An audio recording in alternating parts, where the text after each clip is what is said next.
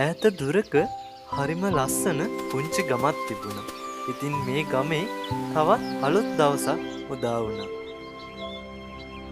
ඉතින් මේ උදේන්ම පුංචි කුරුළු යාළුවෝ දෙන්නෙක් ලොකු කතාවක හිටියා. කුරුළු යාළුවේ, අද ගොඩක් ලස්සන දවසක් නේද? ඔව් යාළුවේ, අද හරිම ලස්සන දවසක්. බලන්න, චූටි ළමයි උදෙමක් කාලේ යනවා.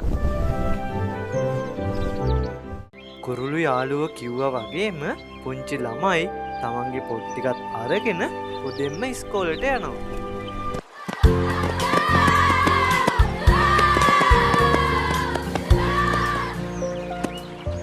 ගමයි හැමෝම දැන් නැගිටින්න.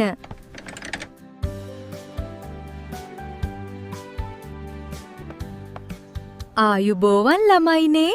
ආයුබෝවන් ටීචර්. ඊට පස්සේ ළමයි හැමෝම තමන්ගේ පොටුවෙන් ඉඳගෙන ලියන්න පටන් ගන්නවා.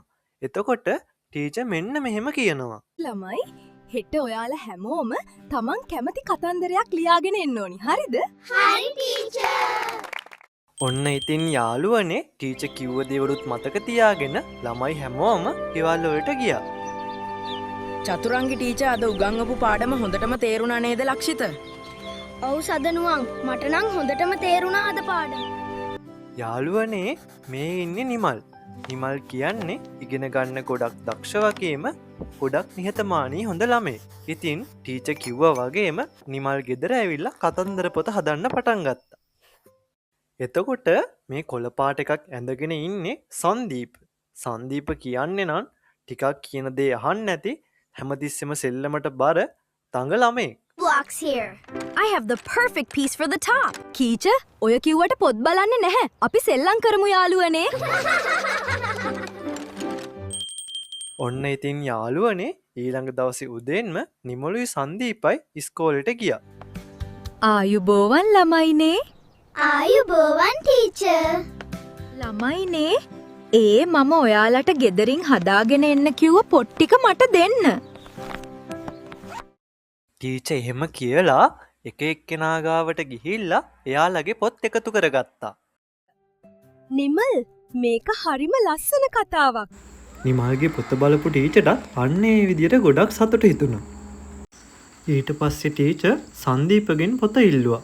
සංදීප මේ වෙද්දි ගොඩක් බය වෙලා හිටියේ. සංදීප, දෙන්න බලන්න ඔයා ලිව්ව කතන්දර පොත. අනේ ටීචර්, මට මේ පොත හදන්න වෙලාවක් තිබුණේ නැතේ. පුතා එහෙම කියන්නේ? අනේ මට සමා වෙන්න ටීචර්. ගායේ හවස මම යාළුවෙක් එක්ක ගොඩක් වෙලා සෙල්ලම් කළා. බලන්නකෝ සංදීප, ඔයාගේ යාළුවෝ නම් ඔක්කොමලා පොත හදලා. ඊට පස්සේ එතන හිටපු නිමල් සංදීප ළඟට ඇවිල්ලා මෙහෙම කියනවා. දුක් වෙන්න එපා යාළුවේ.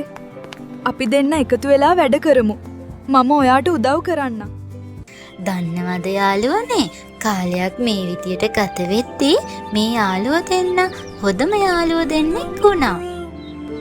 ඉතින් අවසානයේ නිමල් වගේම සංදීපත් ගොඩක් හොඳ දක්ෂ දරුවන් වුණා.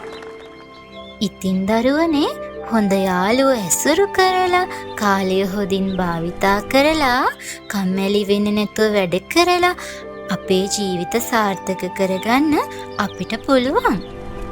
යාළුවනේ, ඔයාලත් කීකරුව, කම්මැලි වෙන්නේ නැතුව හොඳට වැඩ කරලා යහපත් ළමෙක් වෙන්න ඕනි. හරිද?